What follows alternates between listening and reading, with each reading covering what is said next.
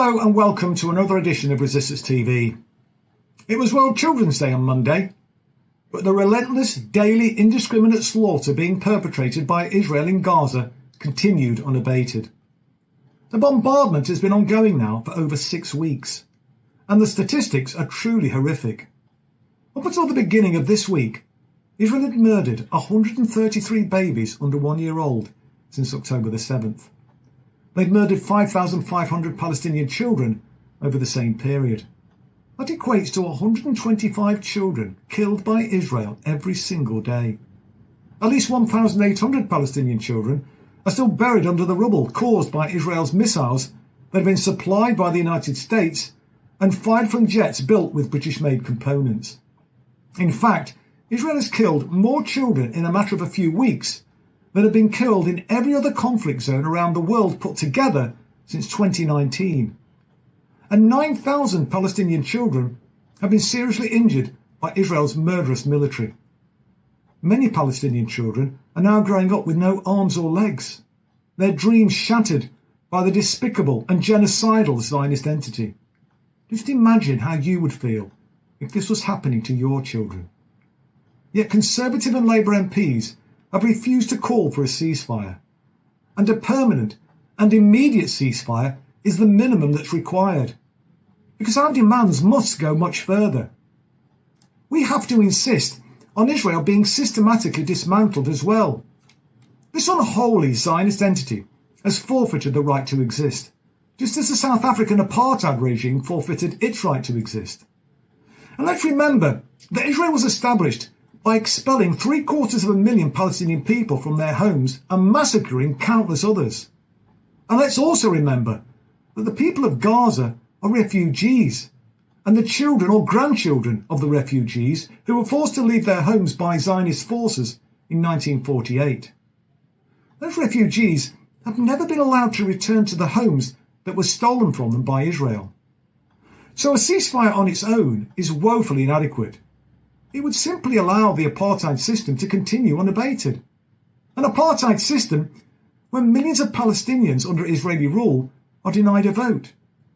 An apartheid system where Palestinians are routinely evicted from their homes to make way for Jewish settlers from Europe and America.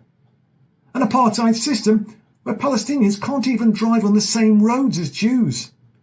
An apartheid system where every day Palestinian children have to endure Israeli military checkpoints on their way to and from school. An apartheid system where illegal settlers are protected by Israeli security forces while they mount regular pogroms against the indigenous Palestinian population. An apartheid system that's considerably worse than what black South Africans endured. And that's not just me saying that. That's ANC veterans like Ronnie Casrels, who told me that personally. And other former anti-apartheid activists, like the late Archbishop Desmond Tutu, who've said that as well. Yet British corporate media hacks like Piers Morgan and Julia Hartley-Brewer seem to be suffering from a severe case of cognitive dissonance. These so-called journalists are providing excuses for Netanyahu's psychopathic goons. In other words, they're collaborators in genocide by giving cover for Israel's crimes against humanity. They refuse to accept that Israel operates a brutal system of apartheid. They refuse to acknowledge that Gaza is a modern-day concentration camp. They try to shift the focus from the ethnic cleansing of the Palestinian people to claim that legitimate pro-Palestinian chants like "From the river to the sea, Palestine will be free" are anti-Semitic.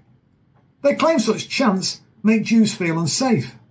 I know, it's utterly pathetic, but that's the state of the British media today.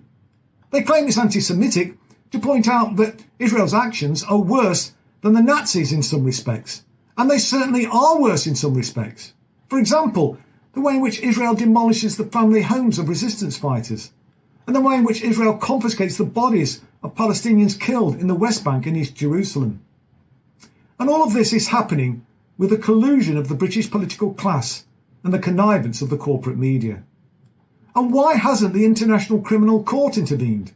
They issued an arrest warrant against Vladimir Putin for moving kids out of a war zone in Ukraine to places of safety. They haven't lifted a finger against Benjamin Netanyahu. Our politicians, our media and our international institutions have been utterly useless. That's why we must take our revulsion at what's happening onto the streets in ever-increasing numbers. And we need to do everything in our power to ensure that these spineless politicians who refuse to stand up to Israel actually pay a price in the next year's general election. So, rather than inviting a guest to talk about the horrors being perpetrated against the Palestinian people tonight, in this edition of Resistance TV, we're going to let the Palestinian people speak for themselves. What you're about to see is an address to a United Nations Convention in Geneva last Friday by Palestine's United Nations representative. Thank you, Mr. Chair. Given that a number of states have spoken about Palestine directly, we have prepared 3 replies, which we will read one after the other, and we kindly ask for your indulgence in that regard. We will first respond to Israel's statement. Mr. Chair, at the outset, let us remind Israel that our name is not the Palestinian Authority, but the State of Palestine. Sure, your finance minister said at an event in Paris earlier this year, there is no such thing as a Palestinian people. And your prime minister on the 24th of September held up a map at the General Assembly entitled The New Middle East, in which Palestine was deleted and replaced entirely with Israel. But if your government is annexationist and racist, this body is not, and we ask you to kindly adhere to UN protocol and nomenclature and to show respect to all stakeholders in this room. Let us also remind the Israeli delegate that the lack of rules of procedure for this meeting does not give carte blanche to lose all sense of decorum when speaking to interlocutors in this room. To the other states and civil society in the room, let me simplify Israel's statement for you. Other than throwing insults around and making grave, baseless accusations, Israel said something that should make all of you shudder. It effectively said, I can kill any and every person in Gaza. The 2.3 million people in Gaza are either terrorists or terrorist sympathizers or human shields, and are therefore legitimate targets. Every person, according to Israel, falls into one of these 3 categories: a child, a journalist, a doctor, a UN staff, a newborn baby in an incubator. And so, according to Israel, it can kill them and then have the audacity to come to this room and tell the world with a straight face, we are acting in accordance with international law. The death of each of the over 11,350 people killed over the past month, be it children, journalists, UN staff, the sick, the elderly, according to Israel, was justified. Think about that for a moment and let it give you pause. Anyone espousing this warped logic has no shred of humanity, no sense of morality, and no knowledge of legality. But guess what? Your carpet explanation for carpet bombing will not fly. People are not fools. The people in this room are seasoned diplomats who are well-read, have a knowledge of history, and many of whom have seen your government make the same arguments during your 6 previous military aggressions on Gaza in the past 15 years. They have seen you resort to collective punishment, targeting of Palestinian children, journalists, medical staff, aid workers before. They have seen you forcibly transfer our communities, colonize our lands, demolish our homes, and evict families from their own properties since the 7th of October and for the 75 years that preceded it. They have seen your state-sponsored disinformation campaign before. Again, not fools, don't insult our intelligence. By saying that it is acting in accordance with international law, Israel is effectively saying the UN Secretary General, the UN High Commissioner for Human Rights, the WHO, UNICEF, OCHA, UN Special Rapporteurs, the UN Independent Commission of Inquiry on the Situation, human rights organizations worldwide, disarmament NGOs worldwide, humanitarian NGOs worldwide, countless legal experts are all wrong. Everyone is lying about Israel violating international law, and we are asked instead to believe Israel, the state that is actually doing the indiscriminate killing. It is interesting that by saying even wars have rules, Israel quoted the very same UN Secretary General whose resignation it has called for because he dared to say that Israel has a history of occupying Palestinian land. The dissonance of hearing the Israeli representative talk about wars having rules as it commits genocide and breaches every rule in the book live on our TV screens is quite something. To Israel, we say, we see through your PR and disinformation. The whole world sees through your PR and disinformation. The millions of people filling the streets in every major capital of the world, calling you out for genocide, sees through your PR and disinformation. Perhaps you think that with your incendiary rhetoric, we will all forget the incitement, the declarations and acts of Israeli officials, the people you represent, to wipe out Gaza, to drop a nuclear bomb on the Palestinian people, to destroy the human animals and children of darkness. Perhaps you think that your constant intimidation and threatening language will make everyone overlook the fact that Israel is, as we speak, killing babies, youth, women, men, elderly, no one too small or too old or too sick to be spared its wrath. Perhaps you think that by cutting off telecommunications and imposing yet another blackout on Gaza, you can continue to commit genocide while avoiding the annoyance of people being able to use their phones and computers to report on it. Perhaps you think that as your trigger-happy soldiers continue to kill journalists, 41 so far, the highest number of journalists killed over a 4-week period than in any conflict in the last 3 decades, you think that no one will be left to expose your crimes.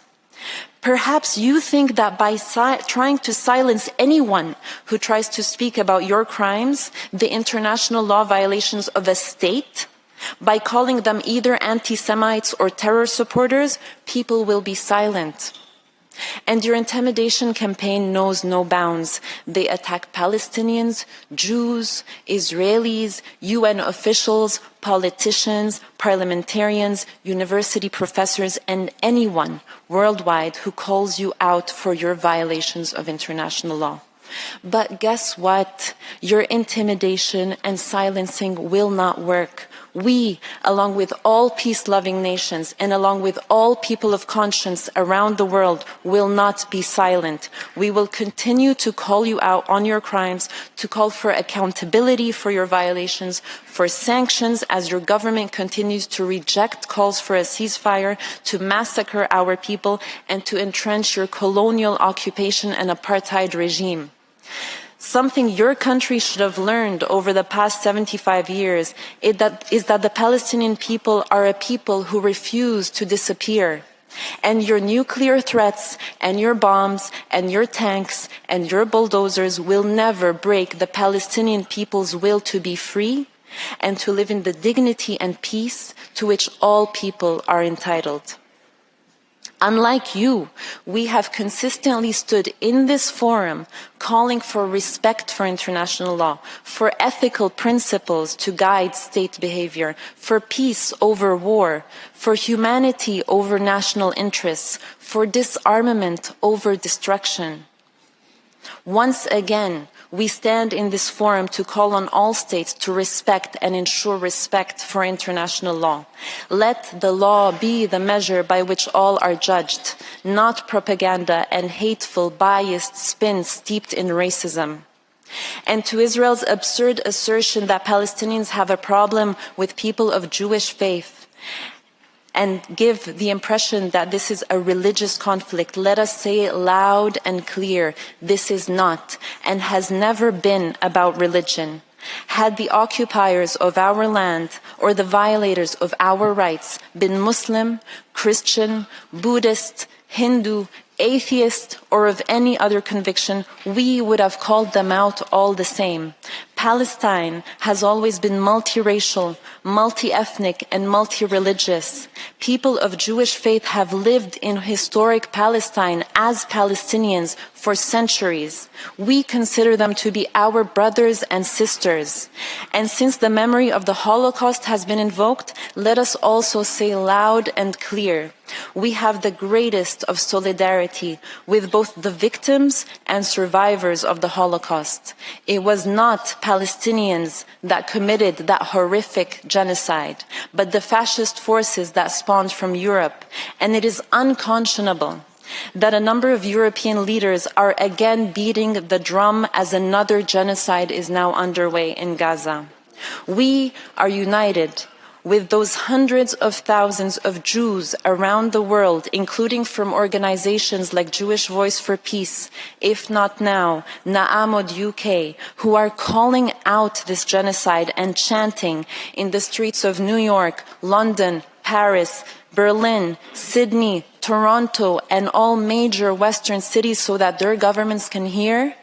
Not in our name, end the genocide in Gaza. With them, we stand together to end this pain and suffering. Together, we will not allow this to happen. Never again is now.